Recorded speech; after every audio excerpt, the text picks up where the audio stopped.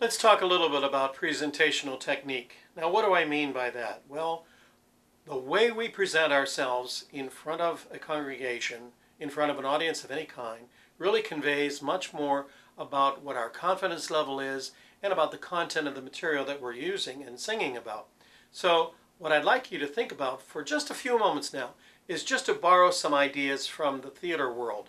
Now, I performed in theater for many, many years, and I used to teach theater technique. So I don't think it's that sacrilegious, but what we need to do is remember that we're wearing a couple of different hats when we're a cantor.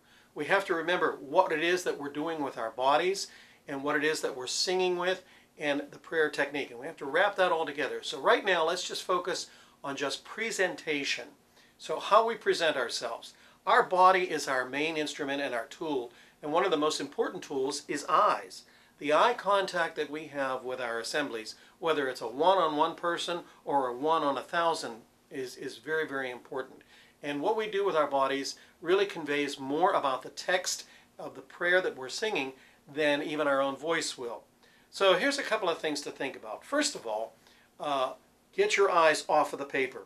Make sure that you communicate with the listener. So eye contact, as I said, is the most important. How we gesture is really important too. You know, if we do something very meek like this, that's not going to convey a lot of confidence. Or if we're just looking at our page and we just bring our hand up like this and we don't even make eye contact, what does that say? Imagine meeting someone for the first time and you go to shake their hand and you're just kind of not even looking at them, shaking their hand this way. All right. When you shake someone's hand, you make contact, eye contact, you step forward, you shake their hand vigorously. We want to do the same thing with our assemblies when we're speaking to them, when we're singing to them as well too, because you want them to be able to focus on you as the conduit of that prayer. Remember, that's what we're doing. We're the conduit of the prayer so that we can help elevate the assembly's prayer response and join you in this prayer. And so that's what gestures are all about. Eye contact is all about. How do you make sure that you maintain good eye contact? You have to know the psalm almost as if it's memorized. I try to preach this all the time, and I know sometimes it falls on deaf ears, but you cannot stand in front of a group of people and sing with your eyes focused down here like this and expect them to pay attention and to get the understanding of what it is that you're singing about. Now, if you're going to sing a psalm that is very joyful, uplifting, upbeat, you know, you're not going to stand there meek and just kind of gesture like this or bring them in, you know.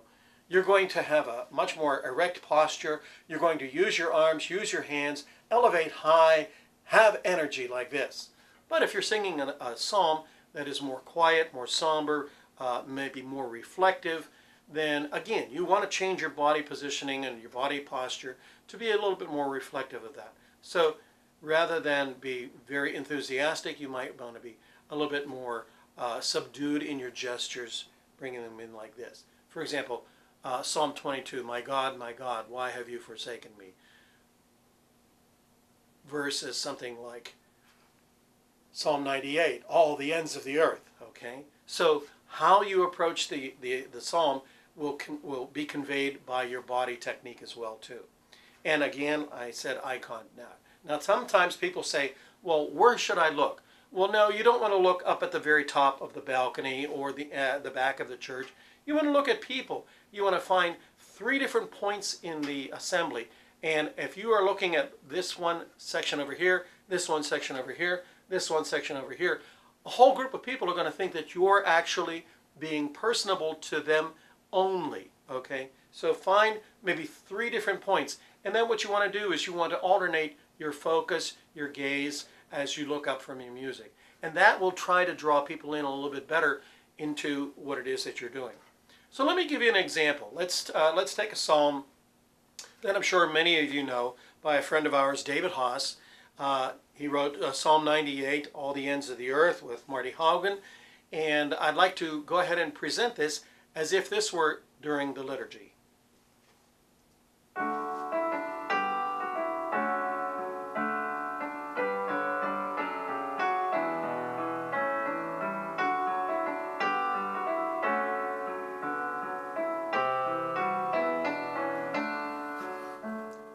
All the ends of the earth have seen the power of God.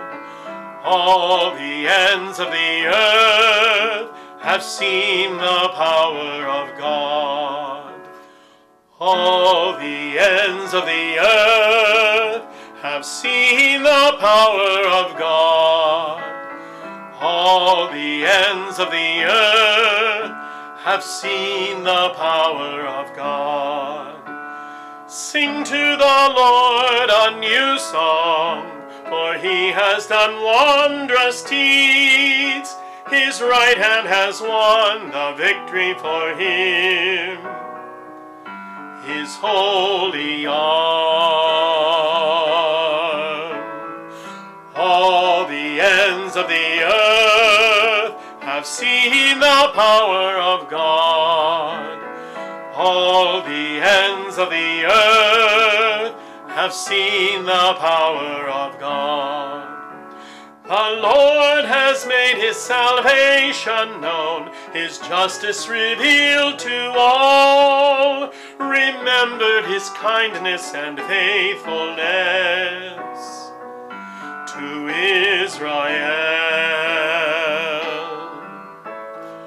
All the ends of the earth have seen the power of God. All the ends of the earth have seen the power of God. All of the ends of earth have seen salvation by our God. Joyfully sing out, all you lands. Break forth in song. All the ends of the earth have seen the power of God. All the ends of the earth have seen the power of God.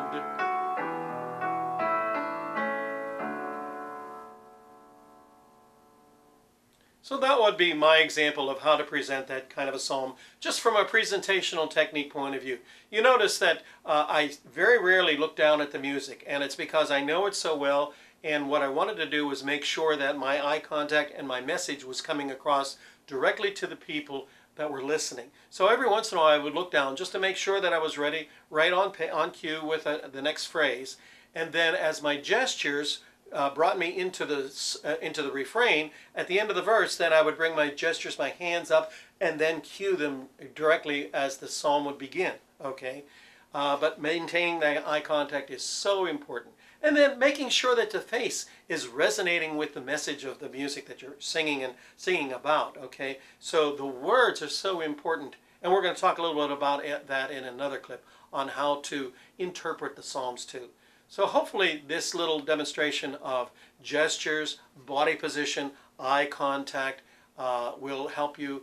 And what you might want to try to do in your own parish is seek out those cantors that you know have very good presentational techniques and kind of hone in on what they do that's done well.